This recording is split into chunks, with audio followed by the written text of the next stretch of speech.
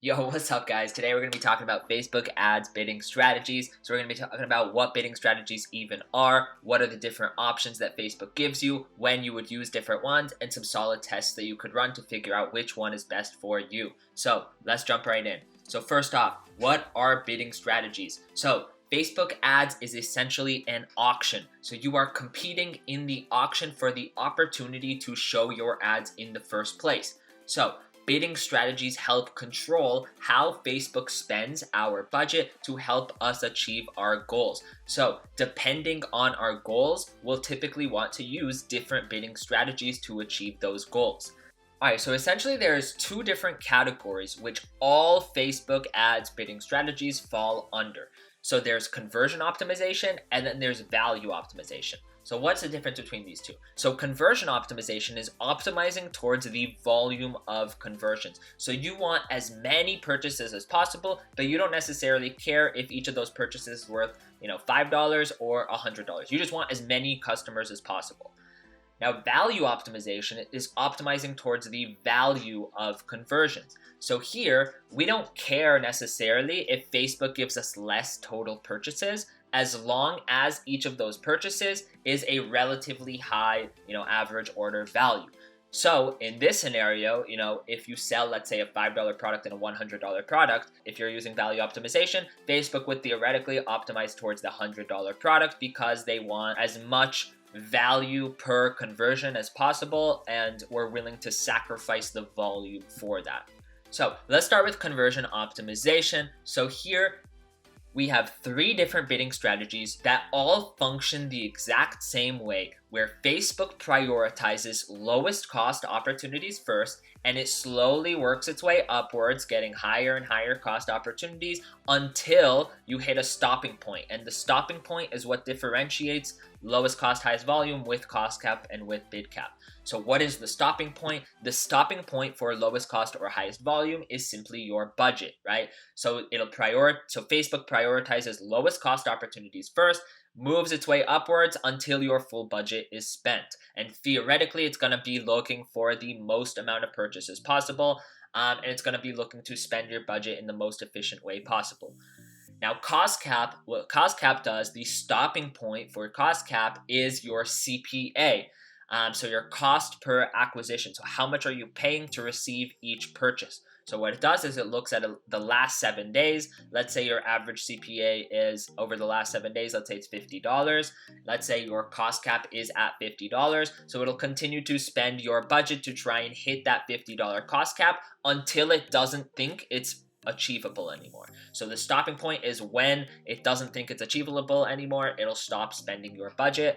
And again, the other stopping point would obviously be your budget. If it can hit that target CPA while spending your full budget, then it will spend your full budget. If it doesn't think it can hit that target CPA within your budget, then it'll only spend the total amount that it thinks it can spend to still achieve that $50 CPA within a 7-day window. Now, lastly, we have bid cap. Now, this is by far the most advanced one, so definitely, want to be a little bit careful here if this is your first time using bidding strategies and kind of looking through different bidding strategies. But bid caps, the stopping point for that is your bid. So it is your specific bid in the auction. So this is not your target CPA. This is your bid in the auction.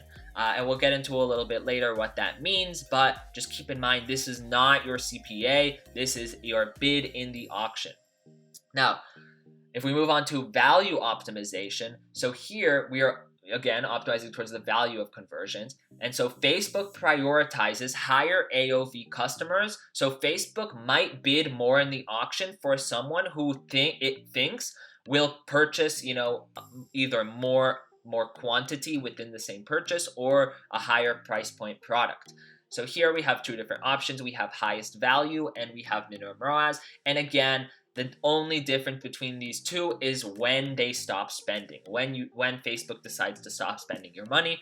So highest value, pretty simple.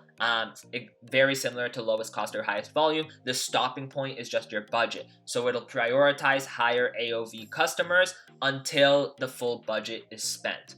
But it might spend more in the auction if it thinks that someone has the opportunity to potentially purchase for a greater than average order value.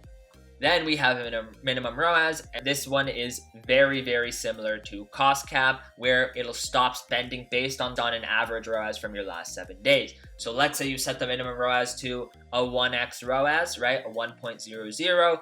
Then as long as over the last 7 days you are averaging a 1x ROAS, Facebook will continue to spend your budget. If Facebook doesn't think you can hit that 1x ROAS over a 7-day period, then it'll spend less than your budget. Get a little bit deeper into conversion optimization bidding strategies. So again, we have 3 different options here. We have lowest cost / highest volume, we have cost cap, and then we have bid cap, with lowest cost, highest volume being the most common and bid cap being the most advanced by far. So again, all 3 of these function the exact same way, where Facebook prioritizes lowest cost opportunities first, and then it makes its way upwards until it reaches a stopping point. So again, the stopping point for lowest cost, highest volume is the budget.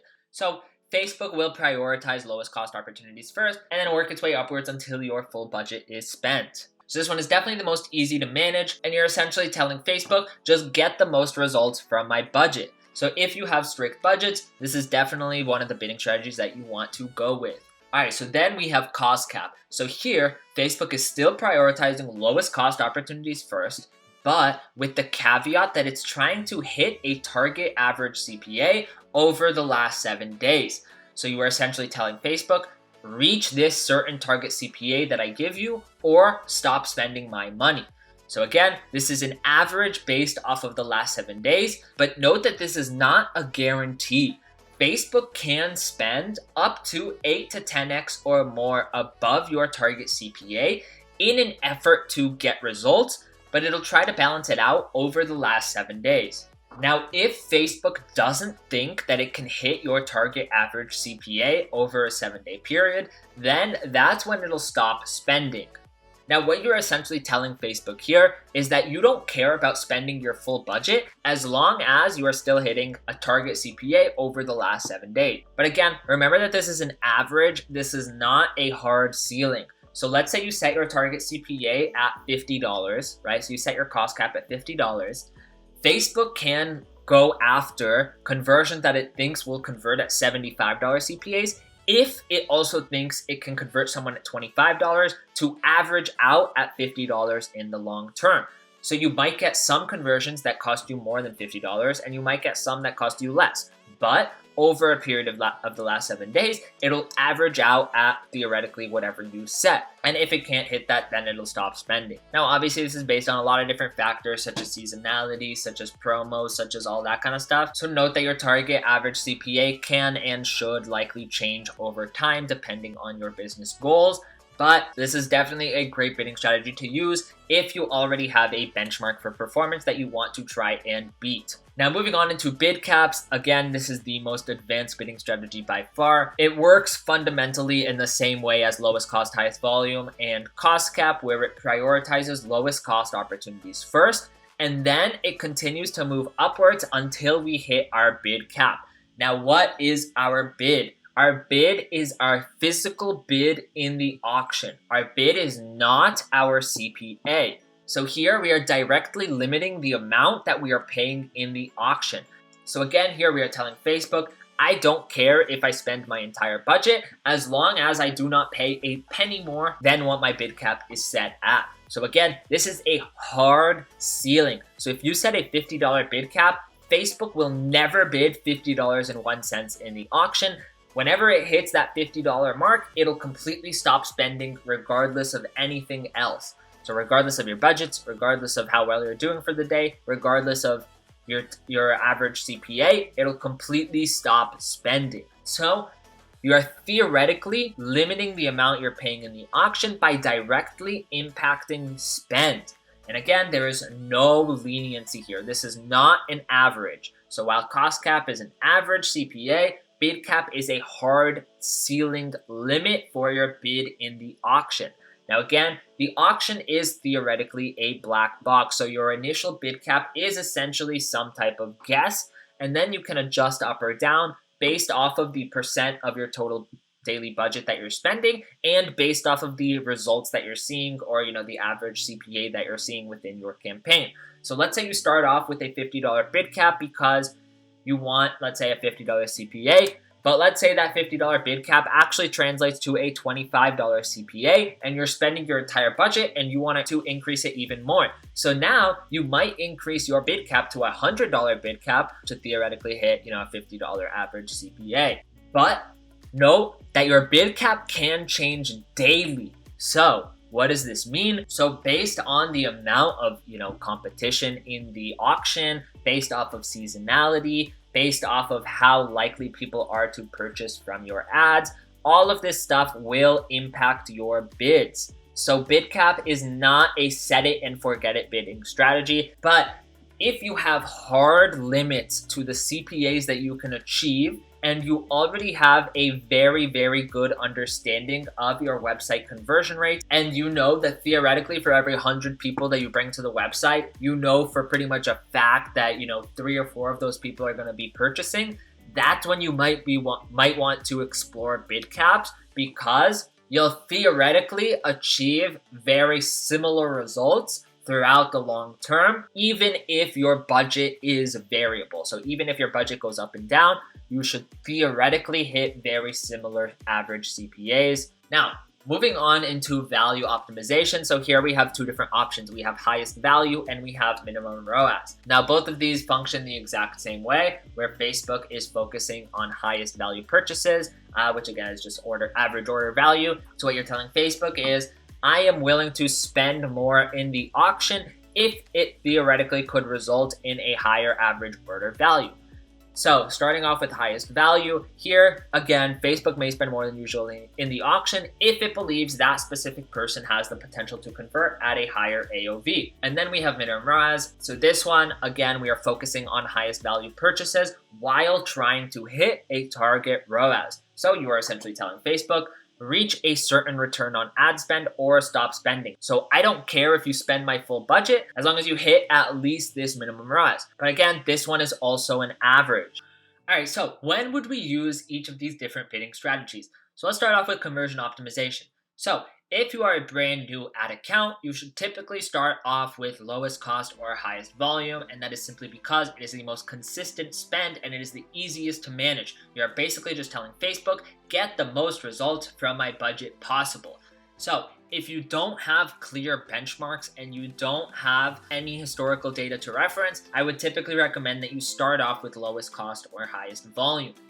Then moving on, we have cost cap and bid cap. So cost cap. So here we typically see inconsistent spend, and the reason for that is that it's spending budget based off of the performance that it's seeing. So with that, I would typically recommend that you set your cost cap a little bit higher than what you would expect to ensure that the campaign spends and starts to learn. So this is typically used if you have a little bit more fluid budgets with long-term performance goals. Then lastly, within conversion optimization, we have bid cap. Now again, remember that this is also somewhat inconsistent spend, so I would typically recommend to set your bid cap a little bit higher than expected to ensure spend. So if you have relatively fluid budgets, but you have very, very strict performance goals and you already have clear benchmarks on website conversion rates and ad level click-through rates and all that, then bid cap could be a really good strategy for you. Consistent performance, even if spend is more variable, right? So here we need to keep a really, really close eye on 2 things. We need to first keep an eye on the percent of budget that we're spending relative to our bid cap. And again, remember that your bid cap can change daily, so this can change daily. So you do really need to keep a close eye on this. Then the second thing we need to keep a close eye on is the bid cap relative to our CPA. So again, a $50 bid cap does not mean a $50 CPA. So you need to measure that relative difference between those 2 numbers. Now, a $50 bid cap today might result in a $30 CPA, but a month from now or 2 months from now, a $50 bid cap could result in a $35 CPA or a $40 CPA. So you do also need to keep an eye on this over time, and how do these numbers change over time. Now, moving on into value optimization. So first off, we have highest value. And again, here, this is very, very consistent spend and very easy to manage. You are just telling Facebook, get the highest value conversions from my budget. So feel free to spend more in the auction if you think that person is likely to convert at a higher average order value. And then we have minimum ROAS. So again, here we are seeing very inconsistent spend. So I would personally recommend that you set your minimum ROAS a little bit lower than expected to ensure that you start spending. And then to reiterate, this is also typically for fluid budgets with longer term performance goals. So if you don't necessarily care about the day-to-day performance, as long as over the long term you are consistently hitting, that minimum ROAS, then that is when you would likely want to use the spinning strategy. And then similar to cost cap, if you start to see performance fall off, but you used to be able to hit that minimum ROAS, this is typically indicative of creative fatigue, and that is when you would want to start rotating in some new creative. In summary, looking at all of these different bidding strategies, they all have their own use cases, but when you are typically starting on a brand new ad account and you don't have benchmarks, you typically want to start with lowest cost or highest volume. And again, this is just because it's the most consistent, it's the easiest to manage, and you always need to get benchmarks before you can beat them. Now, do note that while you're in the learning phase for cost cap and minimum ROAS, you might see much more variable performance. But once you start getting out of the learning phase, that's when your results are going to be a lot more streamlined, and that's when they're going to be a lot more consistent. So definitely give it a few days to start learning and to start optimizing. Do not cut out a cost cap or a minimum ROAS campaign because it didn't hit your target within the first few days or within the first week. Give it time, let it optimize, let it figure itself out, and let it figure where the money is best spent. And then if you do have very, very strict performance goals, you don't really care about volume, you don't really care how much you're spending, but you know your average website conversion rates, and you know the relationship between your creative and your messaging and your website and all that kind of stuff, then that's when you'd want to start exploring some bid caps. Alrighty, now some recommended potential tests that you can run. So first off, conversion optimization versus value optimization. Now let's remember that conversion optimization typically does result in more purchases at a lower AOV, while value optimization typically results in less purchases at a higher AOV. So what does this mean? For brands that have largely differing product price points, so for example, you sell $5 products and you also sell $100 products, value optimization might actually show stronger results. Now, some examples of this would be lowest cost versus highest value. Or you could test cost cap versus minimum ROAS. Let's say we sell bed sheets for $100 and we sell pillowcases for $5. If we are converting people to buy pillowcases at an average of a $10 CPA, but they're only spending $5, then technically I'm at a 0.5 ROAS at the end of the day, right? But let's say I use value optimization and let's say my CPA goes up to $20 instead of $10, but now people are purchasing the bed sheets instead of the pillowcases, and they're spending $100 instead of $5. So what does this mean? This means that theoretically, I benefit more from using value optimization and going after people who are more likely to buy bed sheets rather than pillowcases, because even though I'm spending twice as much to acquire a new customer, that new customer is spending 20 times as much. Instead of spending $5, they're spending $100. So even if I'm paying, $20 instead of $10 to acquire this person and get this person to purchase something on my website, they're spending so much more money on my website that I end up benefiting in the long run. So if we were exclusively running conversion optimization tactics, we might only be getting customers to purchase our pillowcases when we actually want people to be purchasing our bed sheets. So if you have largely differing product price points,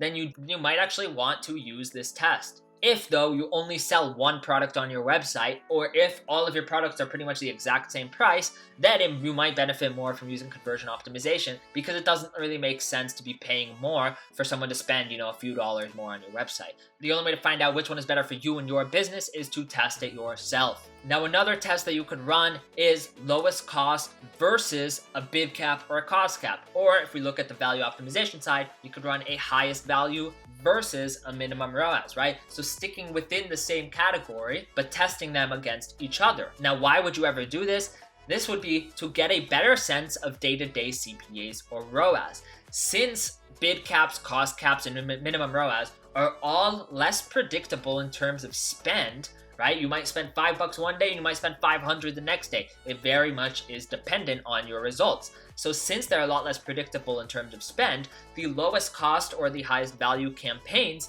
give you a reference point that you can optimize against. So let's say today you're hitting a $50 average CPA on your lowest cost campaign. You could launch a new cost cap campaign at $40 to try and beat it, right? But let's say flash forward a few months from now, your lowest cost campaign is now at $70 and your cost cap campaign, which is still at $40, is completely refusing to spend any money, even when you're rotating a new creative and making a bunch of changes, blah, blah, blah. It might just be that your cost cap is too low, but you never would have known that if you didn't have the lowest cost campaign running alongside it, right? So you would essentially just have the lowest cost campaign running at all times just to get a benchmark for how to adjust your cost cap or your bid cap or your minimum ROAS, etc., etc. Now, the last test that I didn't include on here, but I do want to mention, is to test a bid cap or a cost cap or even a minimum ROAS against itself at a different value. So what does this mean? This means, let's take cost cap for example. So what we would do is we would have one cost cap campaign with 3 different ad sets. We would have one ad set at a $40 cost cap, one at a $50 cost cap, and one at a $60 cost cap. Now, why would anyone ever do this? Well, the $40 cost cap might only prioritize people who are willing to buy pillowcases because obviously it's such a low product price point and it's so easy to get someone to convert for it. At a $60 cost cap, we're giving Facebook a little bit more freedom and a little bit more flexibility. So it might also be getting a few of those bedsheet purchases and averaging out with the pillow sheet purchases to net a higher ROAS. So if the AOV improvements on the $60 cost cap are worth the increased costs to acquire that customer, then we might actually benefit from setting a higher cost cap and giving Facebook the freedom to go figure it out itself. So even though we might be paying more to acquire a customer, we might still come out on top because they're worth more money for us. So higher CPA does not equal lower ROAS. Thank you for watching the video. Hope you guys learned something new today. If you did, please don't forget to like and subscribe. It helps me out a ton. Check out my other videos, and I hope you guys have a great rest of your day. Enjoy!